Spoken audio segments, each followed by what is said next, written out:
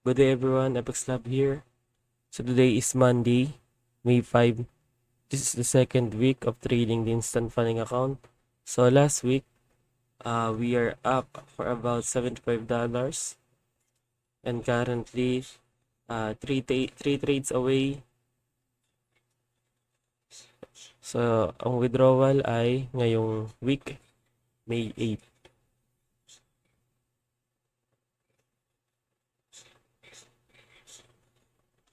So for today's analysis in 1 hour time frame,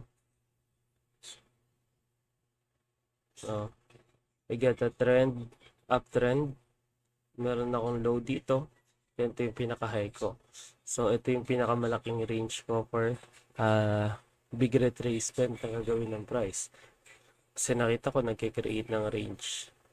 Pataas range. Parang yan. Parang ginawa nito last week NFP.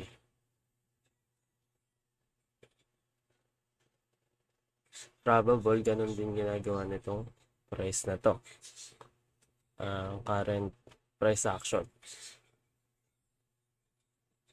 So, meron akong lagay na PIB from this low to this high. Then, ang probable rejection ko is probable below this low 50% sa big retracement. So, sa pinaka-retracement ng current swing, from this swing low, swing high, naglagay din ako ng PIB, probable rejection sa 50%. So, in 5 minutes time frame, currently yung price nag-cross, no? Cross for reversal. So, mula dito, change of character from this low, then break of structure, then another break of structure. So, expecting ako na abutin siya ng 8 o'clock Asian session bago mag-retrace.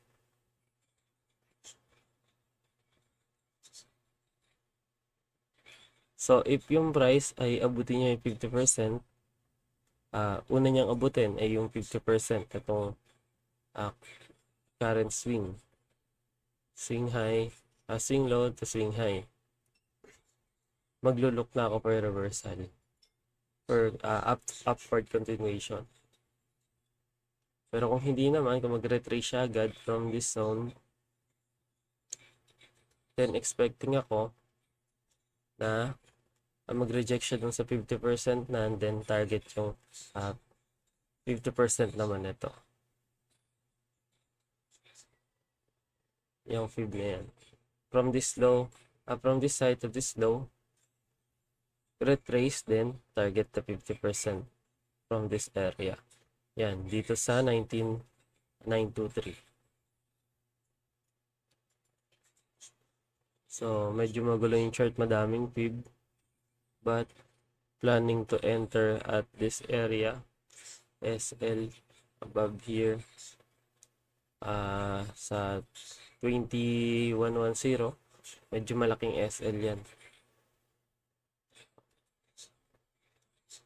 And then, take profit about 1:2 to risk to reward ratio.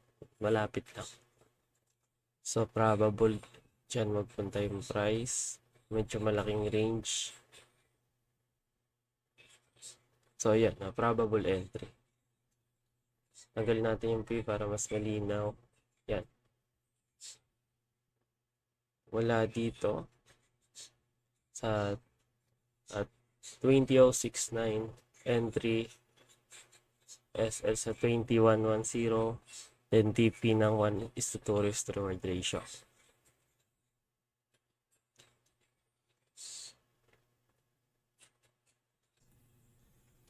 Time check, it's 8:13.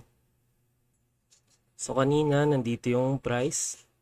Tinitignan ko na probable dito mag-start ng continuation ng retracement. But bumaba pa yung price hanggang dito sa 19,984.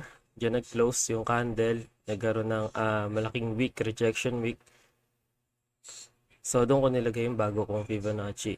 So ang entry natin is dito sa 20,055. and SL sa 2105, which is malaking risk. So 5,025 points na risk. So sa 0.01 na lot, $10 na siya agad. So ang nire-risk ko dito is exactly $15. So hindi na ako magtataas ng risk doon. So in this trade, since meron tayong $75 profit, then we're 3 trades away from withdrawal. Kung magte-trade tayo ng 1:2 risk to reward ratio with a risk of $15, that is $30 per trade. So 30 times 3 is 90. So meron tayong excess sa $150 na profit target. So ang gagawin ko dito sa trade na to, since malaking range, i-adjust ko into 1:2 risk to reward, since pasok pa naman sa profit target, no? Ang magiging profit ko dito for probable, pag nag-take profit tayo, ang probable profit is $20. Since ang risk natin is 10, then times to $20. So that's all for today's analysis. Ipopost ko na lang yung result ng trade later.